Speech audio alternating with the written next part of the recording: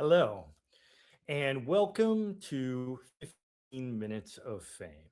My name is Robert Voisey. I'm the director of 15 Minutes of Fame, and we are going to be presenting 15 one-minute works that are going to be, yeah, we're going to be presenting 15 one-minute works, which are all written for a specific musician or instrument. In this case, it's the lovely harpist Danielle Kuntz. Excited about this this particular reprise of 15 Minutes of Fame. This is one of the first sets of 15 that we that Vox Novus did as sort of a comeback to life from the project. We had taken a little bit of a break with uh, lots of events and so forth, and we've started with Danielle and Thomas Piercy and a couple of other fabulous musicians. With that said, welcome. I'm hoping you enjoy this set. It'll be great to revisit this and hear all these lovely pieces. We'll play the entire 15 in one giant set, and then at the end we'll have a little Q&A with some composers that have joined us and talk to Danielle about these. Without further ado, let's bring on Danielle. Hi, Danielle. You all set? All good. Here we go.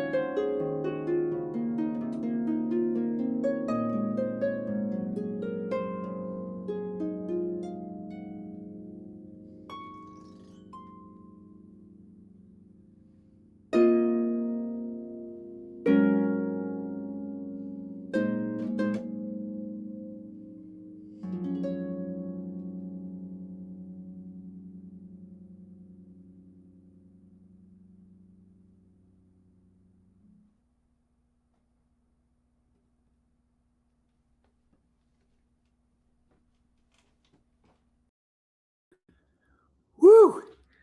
Excellent. I forgot how much I just love that set. Let me bring on the composers. Peregrine, Mike, how are you? Hey, My I great piece. It's yours too, Peregrine. I loved anyway. I oh, love these thank guys' you. pieces. It's been so long since I listened to it because it was like 4 years ago that and I had almost forgotten that I had written that, to be honest. So I actually I had to I went over, I found the sheet music and I reread it to remind myself what was I trying to do with this. But yeah, it was so nice to hear it like again and like so beautifully performed as well. Right? She I just went and does a looked up this. great, fabulous job. Yeah, it was that was a great performance. I just like you said, that was a great set. I really had a great time the first time through, and this was just out of sight. Um, Peregrine, I went back and looked at my score like 2 minutes before the concert. I was thinking, what did I do? Yeah, I get you. Yeah, it's well, it's ever forward, right? You know, it's hard to look back, but I'm glad we did. Meanwhile, Right. let's bring on our star. Hey, Danielle, great Hello. performance. Thank you. It's fun to revisit all these pieces. It's always, everyone's so excited about like the first performance of a piece, but as a performer, it's so good to like be able to play it again, because the first time you have the nerves, the second time you can actually dig in and get a little bit of a chance to explore more musically rather than just trying to get the notes in. It's Totally. so true. You know, everybody loves the premiere performance. Um, I like the second performance. It's usually like the second and third, that's really the sweet spot. And then by Yeah, then you get know. too many performances and it's not as fresh. And everyone's Yeah, got you can never have too many performances. Yeah. Well, I don't know. There's some pieces. For Ray Impromptu, maybe. Handel, harp concerto, Mozart. Well, yeah. Well, Don't quote me on that. Well, It's on the internet now. Right, exactly. Yeah, I'm all in for. We can hear a lot more of living composers. How about that? Yes. Let's get tired of their music. That would be fantastic. If we could play it so much we could get tired of it. That's our goals. This set was so much Hashtag fun. goals. Yeah, right. I forgot about all the cool techniques that all the composers were employing with the harp. But Daniel, want to tell us a little bit about them, maybe? Yeah, I remembered when we those- put out the call, I think the restriction I said was like no additional implements, no prepared harp, just because that's like setup, takedown. So within that, there's a lot of variety in here. So the Thundergliss, I think, is one of my favorite, where you like pull the wire strings so hard that they crash against each other.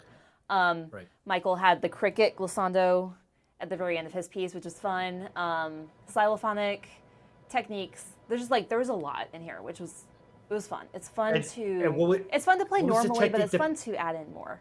Go ahead. Right. Peregrine used a technique too, which you get the two notes out of the one string plucking. Is Yeah, that right? pedal With slide. The pedal Yeah. slide. Right. Yeah, actually, like sort of the logic behind what I was doing was that I actually part of the reason I wanted to use the pedal slides was not just because they had like the because basically pedal slides, harmonics, and bibliscliando. Sorry, I'm mispronouncing it, but those are all three of them. They're techniques that are quite soft on the harp. And so I was thinking, if I'm going to use extended techniques on the harp in a short piece, I made the choice to use techniques that were of a similar level of intensity in a way, and were sort of similar overall sound, so that they would go together quite well. And then another reason I wanted to use pedal slides was because I wanted to do a really dramatic modulation from C major to C flat major, essentially, because it's a kind of like a very much like a but I'm very much inspired by film music, and in film music there are lots of dramatic uses of modulation to highlight specific moments, and so that's what I wanted to do. And the great thing about the pedal slides is that it allows you to without even noticing it, allows Danielle to do all the different pedal changes in a very organic way to arrive at the final key. I think So your there's piece especially, like, it all paired so well. It's like it's such a shimmery little piece, and like it flows. It works beautifully. I loved it. Thank you. That was And the even goal. though It was like you just feel like it's simple, but like it really works so well. And Yeah, sometimes like great simple is piece. better. Like it showcased like all the techniques, all the harmonies, the sound of the harp. You let the harp ring. It was cool. And actually, I think one thing I did different in this performance versus the last time, I muffled the bass wires during the pedal slide section, so that way we could really hear that pitch shift in the upper register rather than just hearing some of the pedal noise. Yeah, it because was you can really, it was really clean. Yeah. You can do pedal slides so many different ways, and the most common use is using them in the bass wires for more of that, jazzy sort of like umph sort of slide. So this is a very different use where it's more of that thinner texture. to slide on upper strings. And again, like the way that you said, you tried to pair similar techniques together. This fit perfectly with the ones that you were doing. And then that harmonic echo, it's perfect. It's so much. It was so wonderful to hear it again, and just to hear the And so we just had a profile yesterday on Access Live with John Paval, and he's in the audience. Thanks for joining us, John. And he was just asking the composers if your pieces came out the way you imagined it. Let me put him up on the thing. So why don't we start with you, Peregrine? Did it come out as you were thinking? I think there are two aspects to this question which are interesting. The first thing is that I think when I compose, especially if I'm composing for live instruments, I think that my imagination is often fails to anticipate just how much more real and more live things are in a live performance than there are as a concept in my head. So I think it's so me personally, I think it was always, in most cases, it almost always exceeds, always more it's always different, because I sometimes conceptualize things on a little bit more of an abstract level. I'm not always hearing something very definite, which I think is probably something to do with the fact that I spent a lot of my life without hearing aids, so I didn't necessarily have I don't think my auditory imagination is maybe a little bit offset because of that. But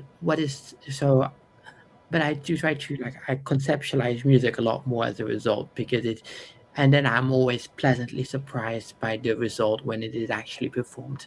So that, I think that's the most accurate answer. I know it's not a very interesting answer from the more broad perspective of what the question is trying to get at, but that is my answer. Well, it's a What about you, fascinating Mike? answer, because that's the whole purpose of performing music live, is to be able to play it the way that, I mean, in one way, play it the way that it's intended, but it's going to sound different than it will in like notation software or MIDI mock-ups. So Of course. it's really cool to be able to take this idea that the composer has and then bring it to life on like the real instrument with the real resonance, and it's so fun. I love. I think it's great. I think it's easy to forget how much the performer participates in, the performance, because we tend to be, over hyper fixated on who is the person who has the idea, who owns the copyright, etc. All those kind of things, and it sort of misses the point of a performance, which is that it is not just composer, and then it's not the composer possessing the performer and treating them like a kind of like a speaker, basically, or like a Bluetooth speaker or whatever. There's something going on happening beyond just transcribing something that has been conceptualized ahead of time. Yeah, it's something that I personally focus on a lot, because I do electronic music, which is it's fixed media, it's stable. Basically, everything you create, that's what it is. And then when I'm writing for live music, instead, I try to leave. I understand that there's going to be that interpretation and welcome it, right? Like, I create the blueprint, and then let the artists or the musician sort of experiment within that.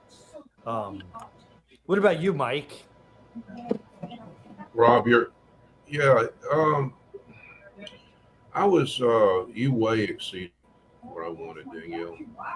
This was just and I really enjoyed hearing these, and of course my own, but I was just hearing a modal flow. You just kind of an uneven, and of course I was not using any of the pedal changes or anything like that, so that's the reason for the time. But yeah, expressed it was just I'm knocked out. Enjoyed it. Cool. And Daniel, yeah. So what do you? I'm sorry, Mike. What?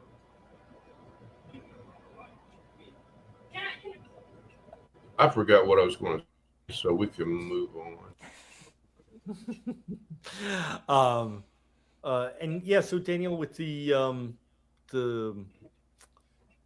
that sort of interpretation that you were talking about, right? Mhm. The how much of are you do you like playing things that are like strict and as much as possible, or do you look to put more of yourself into the piece? So a lot of it really does depend on the piece, because you do sometimes, depending on like what the composer has notated, sometimes it's really clear like the composer has their idea and you do want to try to fit within that framework. A lot of times other times the composer's written something that is more free flowing. There is a lot more expressive space. So it's kind of fun. I enjoy doing both. So I guess my short answer, I enjoy doing both. It's just a different sort of experience. And to some level, and this is what I tell my students, like you have to learn the notes on the page well first to then be able to reach that interpretive level kind of behind the music and get the concepts and the understanding.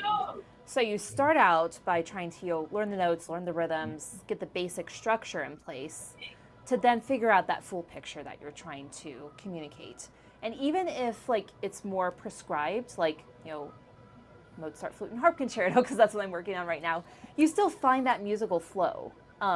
Even though there is maybe less flexibility in that than maybe say some of the pieces on the program today, or like the rhythm's going to be less flexible in Mozart than like Chopin, for instance, or Debussy. But there's still a musical flow that you can find in it, and that I think that's what I enjoy finding. It's just a different experience depending on the type of music. Right. And Long-winded answer. so no, and so the other thing I want to just compliment you, you're kind of a champion of new music. It's like this this set of 15 I thought was a great you run the gambit of how many different sort of extended, I would call it extended technique, but like new techniques for the harp and so forth. You work with a lot of contemporary composers, right? I do, and that's something I've been doing on an ongoing basis, just as time allows, doing different collaborations. I also go into universities and do workshops, and then often we'll do reading sessions for students as well. So it's been a lot, come across a lot of music over the years. But when I started doing contemporary music, that was really in college, where a lot of my friends were composers, and I realized it was just so much more fun to play music that hasn't been played before, where I'm really creating this new experience. I'm collaborating with the composers to bring something to life.